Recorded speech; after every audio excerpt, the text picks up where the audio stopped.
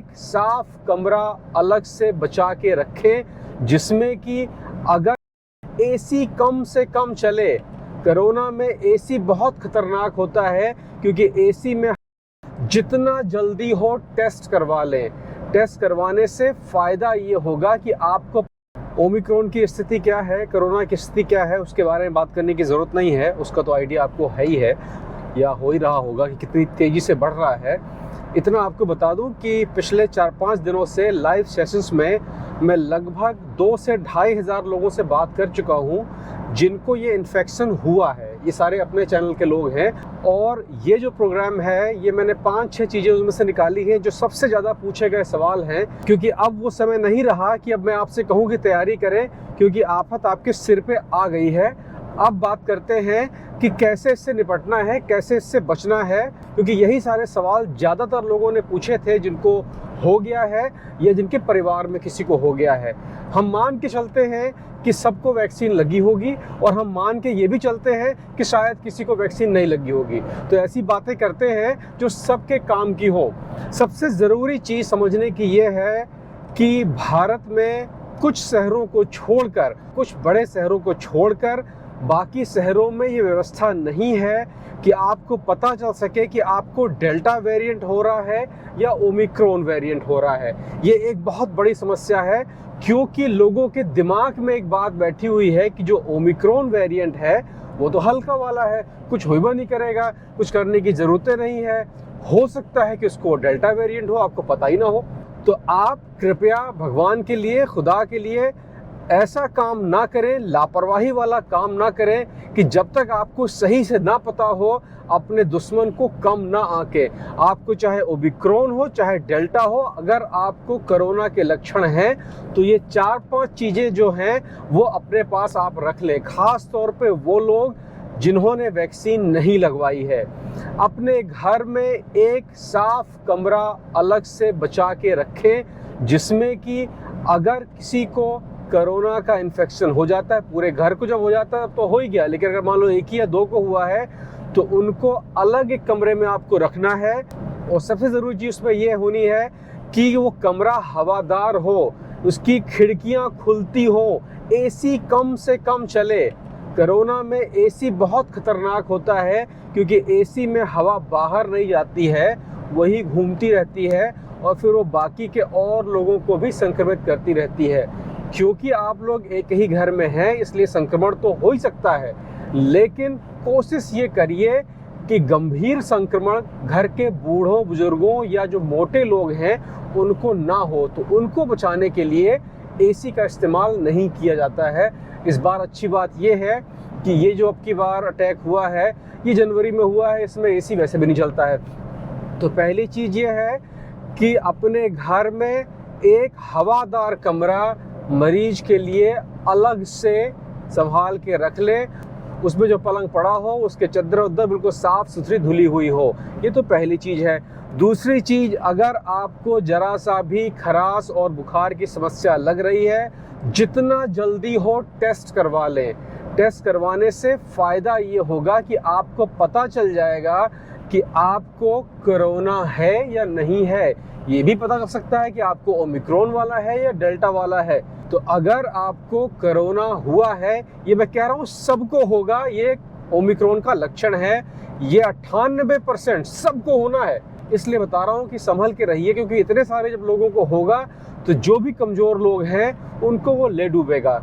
उनके खाने में एक विशेष चीज़ का आपको ध्यान ये रखना है कि जो जो लोग बीमार पड़ते जा रहे हैं उनका खाना बिना मसाले का और कम से कम तेल का बना, ज़्यादातर उबला खाना नमक के साथ में जो है वो आप खाने को दें। ज़्यादातर लोगों को मैंने ये सजेस्ट किया है, उनसे ये आग्रह किया है कि आप उबली सब्जियों में नमक डालकर और थोड़ा सा गीला चावल बनाकर उसमें अपना अमचूर का पाउडर डाल के थोड़ा सा स्वाद वाद डाल के वो खाएं और कम खाएं। अरे जब स्वादवा नहीं होगा तो ज़्यादा खैबा नहीं करेंगे, उतना ही खाएंगे जितना आपकी ज़रूरत होगी। आपने किसी और जीव को ज़्यादा खाना खाते नहीं देखा होगा। वजह ये होता है कि वो स्वाद मसाला नहीं डालता है, वो जो प्रकृति ने दिया वही खा लिया और जितनी ज़रूरत है उतना ही खाया। हमारे यहाँ तो जब कढ़ाई चिकन आया तो कहेंगे भैया 2 रोटी और ले आओ, है ना, वहीं से गड़बड़ शुरू हो जाती है। तो अगर आप बीमार पड़ चुके हैं उबला खाना गीले चावल के साथ में, कड़ी रोटियां मत खाइए, घी लगी रोटी बिल्कुल मत खाइएगा। एक बार में अगर भरपेट खाना नहीं खा पा रहे हैं तो 3-4 बार में खा लीजिए, लेकिन थोड़ा थोड़ा खाइए। खाने में क्या होता है कि जैसे ही आप खाना खाते हैं आपका बहुत सारा खून खाने को पचाने में लग जाता है, जिससे कि आपके शरीर की अंदरूनी क्षमता जो रोगों से लड़ रही है वो रोगों से न लड़के आपके खाने से लड़ने लगती है। याद है जब भी किसी डॉक्टर के पास आप जाते हैं, कोई भी बीमारी होती है तो डॉक्टर कहता है हल्का खाना। वजह ये होती है कि डॉक्टर चाहता है कि आपकी इम्यूनिटी, आपकी लड़ने की जो क्षमता है वो बची रहे, वो रोग से लड़े। खाने से लड़ने के लिए तो ज़िंदगी पड़ी हुई है। तो हल्का खाना, उबला खाना, गीला चावल। दवाओं को मैं ठीक से YouTube पे नहीं बता सकता हूँ क्योंकि ये YouTube के नियमों के खिलाफ है। उसके लिए आप मुझे ये ऊपर लिख देता हूँ, यहाँ पर इस मैसेंजर पर संपर्क करिए, फ़ोन नंबर दे दीजिएगा या उस मैसेंजर पे आपको लिंक मिल जाएगा जहाँ पर आपको लाइव चैट में फ्री में हिस्सा लेने का मौका मिल जाएगा। वहाँ सारे आप सवाल भी पूछ सकते हैं, तो वहाँ पर मैं बता दूंगा। लेकिन घर में मल्टीविटामिन की गोलियाँ और पैरासीटामोल जो साधारण बुखार की दवा होती है, इसको पर्याप्त मात्रा में रखिएगा। पर्याप्त मात्रा का मतलब ये हो गया कि एक आदमी जब बीमार पड़ रहा है तो उसको 2-3 दिन हर 2-2 घंटे पर पैरासीटामोल की एक गोली की ज़रूरत पड़ेगी। तो एक आप ये मान के चलिए कि 10 से 12 गोली प्रति व्यक्ति के हिसाब से मल्टीविटामिन और पैरासीटामोल, ये 2 एक साथ आप रखे रहिए।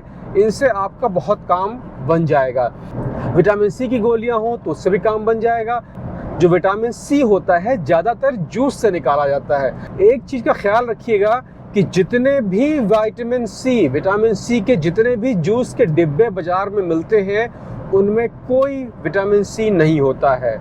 जितने भी वाइटामिन जो होते हैं वो गर्मी के प्रति बहुत सेंसिटिव होते हैं। जैसे ही किसी चीज़ को गर्म किया जाता है उसके अंदर का वाइटामिन जितना होता है वो मर जाता है। उबले हुए दूध में कोई विटामिन नहीं होता है। वो जूसेस जो बाजार में जूस मिल रहे हैं उसमें अगर लिखा है कि इसको आप फ्रिज में रखिए और वो 4-5 दिन में ख़राब अगर हो रहे हैं तो ये बड़ी संभावना है कि उसके अंदर शायद थोड़ा बहुत विटामिन सी हो। लेकिन बाजार के जितने भी जूस होते हैं उन सब में शक्कर घुली होती है, और शक्कर और विटामिन जब 2 चीज़ें एक साथ आती हैं तो जितना उसने दिया है शक्कर ने उतना वापस खींच लिया, तो उसका कोई फ़ायदा नहीं होता है। तो अगर आपके पास सुविधा हो तो बाजार से अपने हाथ से जूस निकलवा कर उसको पीजिए, और उसमें ख़ास तौर पर शक्कर या ग्लूकोज मत डलवाइएगा, क्योंकि उससे स्वाद तो आ जाएगा लेकिन फिर कोई फ़ायदा नहीं होगा, क्योंकि जितना आपने पिया है उससे ज़्यादा शक्कर ने आपसे खींच लिया है। शक्कर का फ़ायदा किसी ज़माने में होता था जब लोग बहुत मेहनत करते थे, लेकिन आज हम लोगों के शरीर के अंदर पर्याप्त मात्रा में शक्कर है, उसकी कोई ज़रूरत नहीं, वो खाली नुकसान करती है। तो शक्कर से दूरी बना के रखिए। जूस पीना वैसे अच्छी आदत नहीं होती है।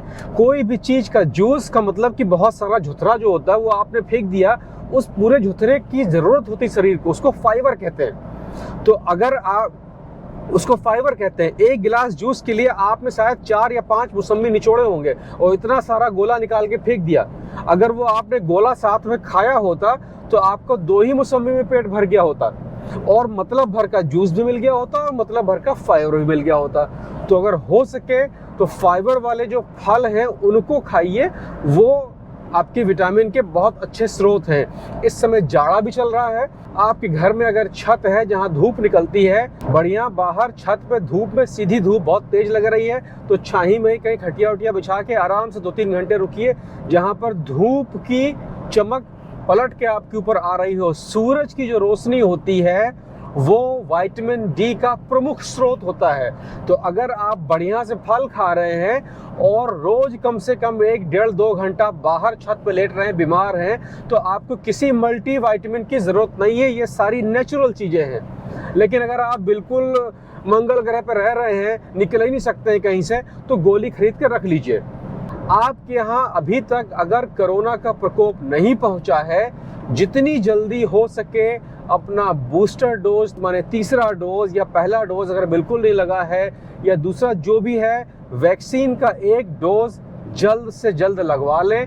वो आपको बहुत ज़्यादा फायदा करेगा। वो आपके शरीर में रोगों से लड़ने का ज्ञान भेजता है, और जब आपके पास ज्ञान होगा तो आप बेहतर लड़ पाएंगे। लेकिन ज्ञान ही सब कुछ नहीं होता है, लड़ने के लिए ताकत भी होना जरूरी है। तो खान पान सही करके रखिए, ज्ञान बढ़िया बना के रखिए, निपटा जाएगा। जिसका इसका नंबर है वो निपट जाएगा, जिसका इसका नंबर नहीं है वो निपट लेगा। तो निपट जाएगा और निपट लेगा के बीच का मामला है। ख्याल ये रखिए कि सबको ये ओमिक्रॉन, ये कोरोना होना है, और यहाँ पर एक बहुत बड़ी बहस इस समय चल रही है। ये बहुत संभव है कि ये कोरोना जो ओमिक्रॉन है, ये कोरोना पूरे कोरोना का काम तमाम कर देगा, क्योंकि इतने बड़े स्तर पर ये कोरोना पूरी दुनिया में इस समय फैल गया है कि अब ये कोरोना से ही टकरा के ख़त्म हो जाएगा। तो ये माना जा रहा है अब धीरे धीरे कि ये शायद जब अंतिम समय आता है ना, जब दिए में तो भभकता है, ये वो भभक है, लेकिन उस भभक से आपको बचना है। तैयारी बढ़िया से रखिए, ज़रूरत नहीं पड़ेगी तो अच्छी है बात ना है। अगर तैयारी नहीं होगी, ज़रूरत पड़ गई तब क्या करेंगे फिर आप, है ना। आज के यहीं तक का था। रवि बाबू का जन्मदिन है अगले हफ्ते, उनके लिए एक जीप खरीद के उसको तैयार की थी, उसका वीडियो मैं आखिरी में डाल दे रहा हूँ, देखना हो देख लीजिएगा। यहाँ पे इस तरह के खिलौने आते हैं जो बना के और थोड़ा सा सही वही करके और बच्चों में दिए जाते हैं। तो ये एक साइड की चीज़ें हैं। और अगर ओमिक्रॉन से संबंधित आपके दिमाग में कोई सवाल या कोई गलतफहमी या कोई जिज्ञासा हो तो ज़रूर पूछिएगा, शक्ति भर भक्ति करेंगे आपकी।